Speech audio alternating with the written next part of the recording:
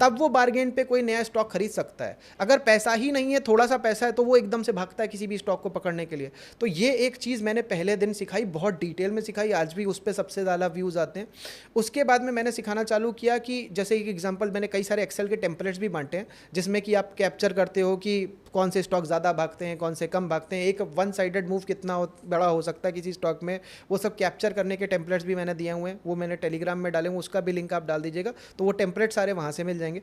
अब उसमें मैंने ये दिखाया, बताया कि यार ये जो स्टॉक जो है कोई पर्टिकुलर, अगर मैं अमारा राजा बैटरी की बात करूँ या एक्साइड की बात करूँ, ये गिरते हैं तो 80-80, 90-90% गिर जाते हैं।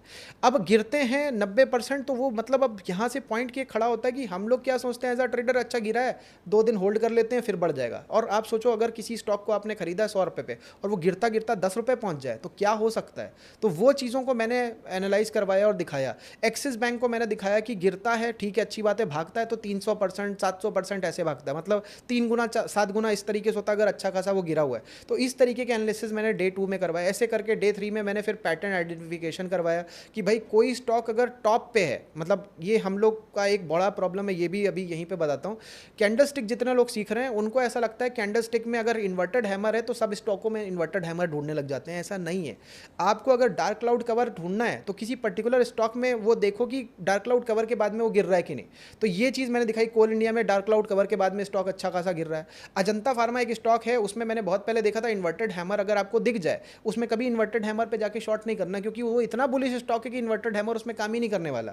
तो अब लोगों को ये पता नहीं है, वो इन्वर्टेड हैमर देखेंगे, हिस्ट्री देखी नहीं है, जाके शॉर्ट करेंगे, फंस जाएंगे। तो ये जो प्रॉब्लम्स हैं, और देखिए अब पैटर्न्स की अगर मैंने बात कही, मैंने देखा ओएनजीसी में कई बार वो गैप अप खुलेगा, उसके बाद में गैप डाउन पे बंद हो जाएगा। और कई सारे ऐसे स्टॉक है जैसे ओएनजीसी में ही डोजी कई बार बनी होगी, उसके बाद में बड़े करेक्शंस होंगे। इन्फोसिस की एक बड़ी इंपॉर्टेंट बात पकड़ में आई कि टॉप्स में 7-8 दिन तक वो एक स्लगिश मतलब अपसाइड टाइप में जाएगा और 7-8 दिन तक वहीं पे स्टेबल रहेगा, उसके बाद क्रैश आ जाएगा। कई बार, हर बार ऐसा देखा है। और अगर हायर लो बना हुआ है और हायर लो के बाद में वो क्रैश उसको बीट कर रहा है और लोअर लो बन गया, तो वहाँ से आपको पता चल गया ट्रेंड ही डाउन साइड हो गया। ये इतनी बड़ी इंसाइट है, कोई जाकर के नोटिस ही नहीं करता। फिर उसके बाद में हमने बॉटम्स पे कि भाई सब लोग शॉर्टिंग नहीं कर सकते, बॉटम्स को देखना चालू किया। बॉटम्स में क्या पकड़ में आ रहा है, देखा कि भाई अभी थोड़ी देर पहले मैंने जैसा बताया मारुति डबल में टॉप बॉटम या स्विंग लो। मतलब एक करली मतलब बाउल टाइप बन रहा है मारुति में।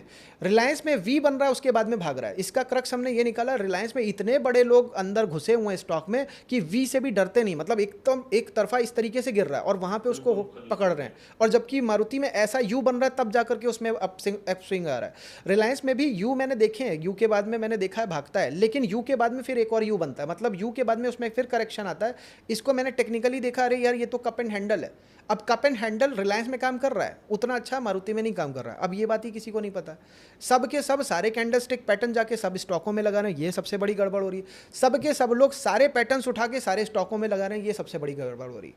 तो रुचिर भाई कोई सॉफ्टवेयर ऐसा यूज़ करते हैं जिससे कि ये सब चीज़ें एकदम से एक क्लिक ऑफ ए बटन पे आइडेंटिफाई हो नहीं, जाए? मैं करता नहीं हूँ। बहुत पहले मैंने देखा था, मेरे एक फ्रेंड ने बनाया था, वो मैं अभी उससे कांटेक्ट करूँगा फिर से कि अगर ऐसा कुछ है उसके पास में या कहीं और से मेरे को मिल जाए, क्योंकि मैंने तो बड़ा टाइम लगाया और मेरे को शायद ऐसा लगता है शायद ना मिल पाए। अगर यू मेरे को निकालना है और यू भी 20 डेज़ का निकालना है, ऐसा शायद कोई सॉफ्टवेयर नहीं बना है, बट मैं सोचता हूँ कि शायद मैं आगे बनवाऊँ चल के। तो ये पैटर्न्स जो मैंने बताया, ये तो मैंने 8 दिनों में जाकर के कवर किया, इस तरीके के कई कई सारे पैटर्न। या मैंने थोड़ी देर पहले आपको बताया कि सिल्वर में ऐसी एक साइकिल चलती है कि अब 21 से भागेगी। इससे 30 साल पहले ये इससे 30 साल पहले हम यहाँ से ही माइनस कर ले तो लमसम 91 से भागा था, 11-1200 साल पहले सिल्वर, 11-12 साल के लिए भागा था सिल्वर। ऐसे ही उससे 30 साल पहले भागा था लमसम 40, उससे 91 से 30 साल पहले लमसम हो गया 61 में, 61 71 में। मतलब वो थोड़ा सा मेरे से इधर उधर हो रहा है नंबर्स। तो मतलब वो भी हमने एनालाइज किया। हमने यूरो में देखा, यूरो जीबीपी एक बार बहुत बड़ा क्रैश आया था, उसी की तरीके इस बार भी क्रैश आया, 30 साल बाद आया। तो इस तरीके की साइकिल्स को भी स्टडी किया है। S&P 500 में जाके देखा कि यार ये जो मैंने अभी पैटर्न्स आपको लोगों को बताए, ये 60-60 साल में फेल भी होते हैं। मतलब कि 150-200 साल का यूएस का डेटा एनालाइज किया हुआ है वहाँ पे यूट्यूब लाइव पे, तो मैंने 100 साल का दिखाया। उससे पहले मैंने 200 साल का भी एनालाइज किया हुआ है। तो वहाँ से पैटर्न पकड़ में आया कि ये जो फेलियर है, जैसे कि इससे पहले 71 में फेलियर आया था कि नहीं भागी मार्केट, उससे पहले 73, मतलब ये 73 हो गया, उससे पहले 1913 में वहाँ पे भी फेलियर आया था। उससे पहले वो फेलियर, अब ये तो दोनों के बीच में 60 ईयर्स का डिफरेंस हो गया, 60 ईयर्स पीछे गया, 1853 में भी फेलियर आया। तो मतलब कि 60 ईयर्स में हर बार फेलियर आ रहा है, तो मतलब अब 73 के बाद में